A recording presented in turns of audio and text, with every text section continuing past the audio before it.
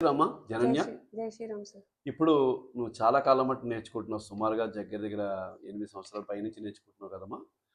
అయితే ఇప్పుడు ఇందులో ఇంతవరకు కూడా నువ్వు నేర్చుకున్న కీర్తనలు ఎక్కువ అందరికన్నా ఎక్కువ నేను కంపోజ్ చేసిన కీర్తనలు పాడడం జరిగింది. అయితే అందులో నీకు నచ్చిందేది?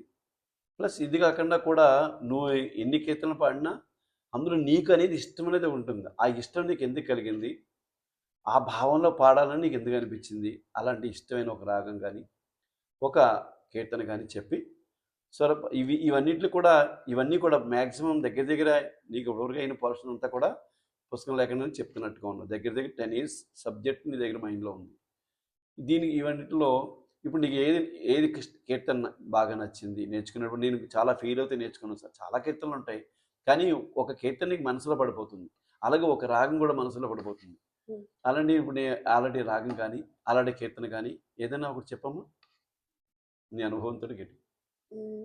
అలాంటిదొచ్చేసి మనకు శ్రీరామనవమికి ప్రోగ్రామ్ జరిగినప్పుడు ఒక్కసారి జస్ట్ ప్రోగ్రామ్‌కి ముందు రోజు మీరు కంపోజ్ చేసి నాకు 'నీ వాడను నీ గాన' అని అమృతవర్షిణి రాగంలో కంపోజ్ చేసి నా చేత పాడించారు. వితిన్ 1 డేలో. ఆ! అబ్బా! అది అది హ్మ్. ఆ కీర్తన అది చాలా మెమరబుల్ మొమెంట్. అండ్ రాగం కూడా వన్ ఆఫ్ మై ఫేవరెట్ రాగమ్స్ కాబట్టి నాకు మైండ్‌లో అలాగే ఉండిపోయిందనమాట. గుడ్. ప్లస్ అలాగే ఆహ్, ఇంకొక అవకాశంలో 'కోరేది ఒకటే' అనేసి ధర్మవతి రాగంలో మీరు కంపోజ్ చేసిన ఒక కీర్తన.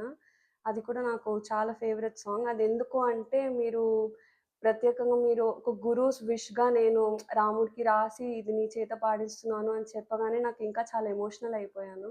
Very so, good. అది నాకు చాలా ఆ 2 కీర్తనలు నాకు చాలా మెమరబుల్ కీర్తనలు. ఓకే. కానీ ఇన్ని సంవత్సరాలు ఒక కనీసం నేర్చుకున్న సిలబస్‌లో ఒక దగ్గర దగ్గర 100 కీర్తనల వరకు ఉంటాయి.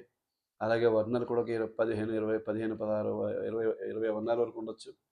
ఇవన్నీ కూడా ఎలా గుర్తుపెట్టుకున్నావు నువ్వు? అవి రెగ్యులర్ ప్రాక్టీస్‌తో గుర్తుపెట్టుకుంటాం సార్. అంటే ఒకటి ఫస్ట్ థింగ్ అయితే కంపల్సరీ ప్రాక్టీస్. ప్రాక్టీస్ అంటే రోజు గంట కూర్చొని చెయ్యాలి అనేసి కాదు. చేస్తే మంచిది. బట్ టైం దొరకట్లేదు అందరికి ఫ్రాంక్లీ. సో, సమ్‌టైమ్స్ మనం ఊరికే ఖాళీగా ఫోన్ చూస్తున్నప్పుడు అంటే గానీ నా నా ఆర్ ఉద్దేశ్యం అంటే సారీ. నా ఆ! ఉద్దేశ్యం ఏంటంటే అనుకుంటా నేను నువ్వు బండి మీద వెళ్ళిపోతే కూడా ప్రాక్టీస్ చేసుకుంటావు. లేకపోతే మన ఇంట్లో ఏ పని చేసుకుంటున్నా కూడా అవును. ఇంక్లూడ్ స్నానం. ఏది చేసినా మనం పాడుకుంటాం. నువ్వు పాడుకుంటావని నాకు ఒక అనిపిస్తుంది నాకు. అది కరెక్టేనా? అంతే సార్. అంటే జస్ట్ హమ్ చేసుకోవడమే ఎక్కడైనా. హ్మ్. మనం కరెక్ట్‌గా స్వరంతో ప్రతీదీ పాడకపోయినా, ఆ ట్యూన్ అయినా మనం ఈ స్వరం ఇలా రావాలి అనేసి మనం అన్నీ ఒక ఫ్లోగా వెళ్ళిపోతే మనకి వర్ణాలు, కీర్తనలు గుర్తుంటాయి. అండ్ ఇంకోటి ఇంట్రెస్ట్ పెరిగే కొద్దీ మనకి అవి మనం ఔట్ ఆఫ్ టచ్ అవ్వము. ఎప్పుడూ మనం అది ప్రాక్టీస్‌లోనే ఉంటాయి అవి ఇంకా. ఓకే. గుడ్.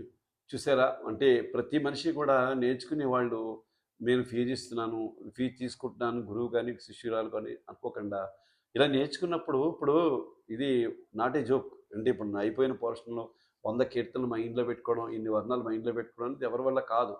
కానీ అలా చేయగలిగింది. దీనికి చిన్న ఎగ్జాంపుల్ ఏం లేదు. ఒక 15, 10, 12, 11 నెలల మట్టి గ్యాప్ ఒక 10 నెలల మట్టి క్లాస్‌కి రాకుండా డైరెక్ట్‌గా వర్ణాలు వచ్చి రికార్డ్ చేయాలన్నమాట వచ్చి కూర్చొని without rest, without break record చేసిందంటే అందరూ కూడా దాన్ని ఇన్స్పిరేషన్‌గా తీసుకోవాలని కోరుకుంటున్నాను. దీనంటే జనన్య ఇప్పుడు ఇక్కడ కాదు ఎన్ని సంవత్సరాలు ఎక్కడ వెళ్ళిపోయినా కూడా తను ఇలాగే చేయగలుగుతుందని నమ్మకం.